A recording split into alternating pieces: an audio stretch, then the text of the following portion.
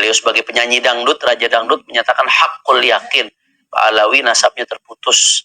Bukan sebagai beliau, bukan Pak Alawi bukan dzurriyyah Nabi. Hakul yakin ini kan tingkat keyakinan yang paling tinggi, yang luar biasa. Bahwa kaum Ba'alawi saudara kita tidak terbukti sebagai keturunan Nabi SAW. Namun dengan demikian, mari kita tetap rekat ukhuwah Islamiyah. Dan ini fitnah saudara, fitnah. Dan yang terlibat ini macam-macam. Ada yang nggak ngerti nasab, asalnya dia ini sebenarnya artis. Saya nggak tahu namanya siapa.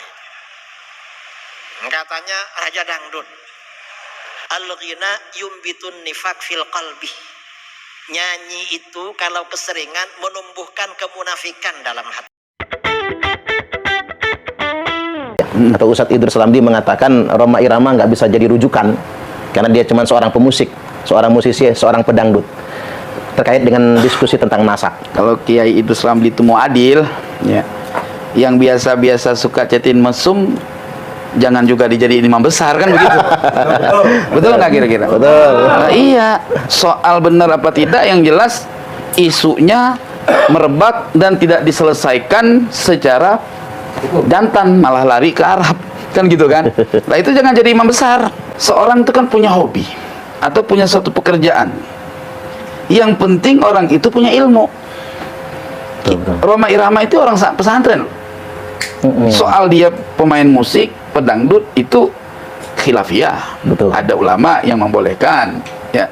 Juga ada ulama yang mengharamkan, walaupun banyak ulama Syafi'iyah tidak membolehkan, ya, secara umum, ya. Terlepas dari itu, berapa banyak orang yang menjadi supir, ya, bahkan budak, ya, budak itu kan hamba sahaya, ya. Di di zaman sahabat itu ada budak malah jadi rujukan. Kalau ditinjau pekerjaannya hina budak.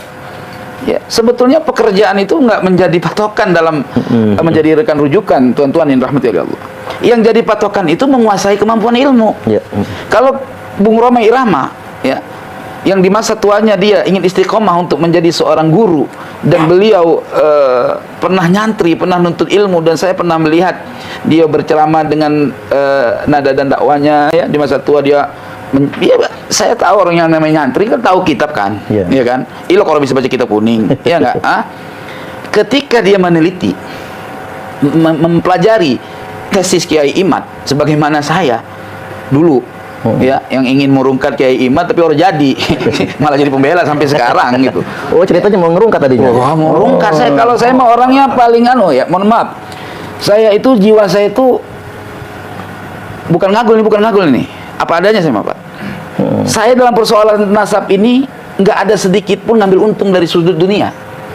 Intinya, ketika kebenaran itu setelah saya teliti, benar Kiai Imad, apa alasan saya menentang dia? Coba antum pikir. Apa alasan kita menentang orang yang benar? Nggak ada alasan.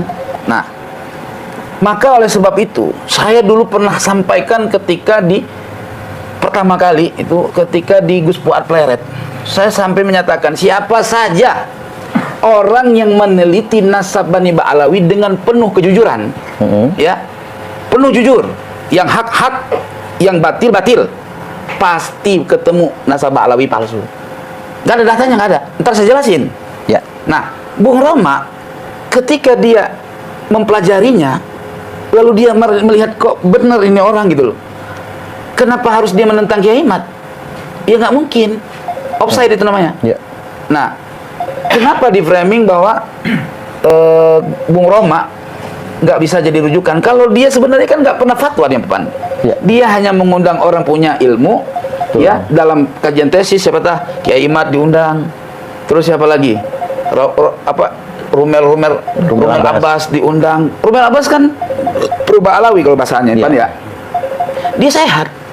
Kenapa ketika Bung Rhoma dia lebih condong kepada Kiai Imad dalam penelitian, dan setelah dia uji dalam secara podcast dia lah kalau bahasanya, ya.